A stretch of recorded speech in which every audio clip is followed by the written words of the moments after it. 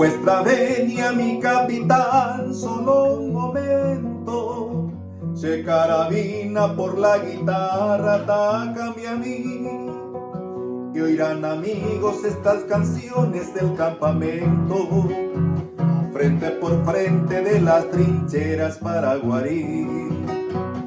Paraguay, dejé mi madre, dejé mi novia. Mi rancho tengo sobre el mentado Loma Clavel. Y en esta tarde de junio triste mi amor se agobia, porque a mi Mauser como a mi novia quiero ser fiel. Soy soldado sin partido, sin contrario doy mi fe, y al llamado de la patria voluntario me alisté.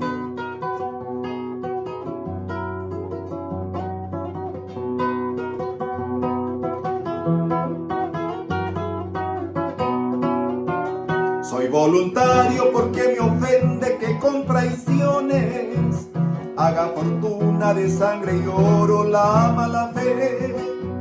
Y un 29 de octubre siempre pondrá borrones sobre la historia de sus autores, cierto Jael.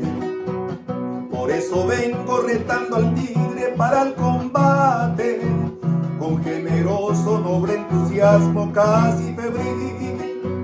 Y siento el alma de fuerza henchida que goza y late cuando acaricio la manivela de mi fusil. Soy soldado sin partido, sin contrario doy mi fe, y al llamado de la patria voluntario me alisté.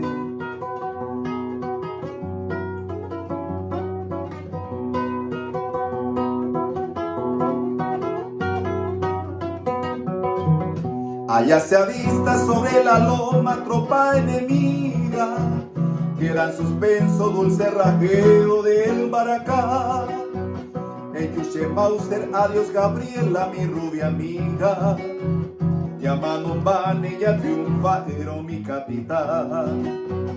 Andese rubia de ojos azules, trenzas floridas, hermosa estrella de blanca lumbre que hizo el Señor.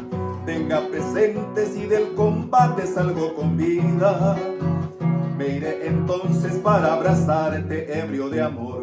Soy soldado sin partido, sin contrario doy mi fe, y al llamado de la patria voluntario me alisté.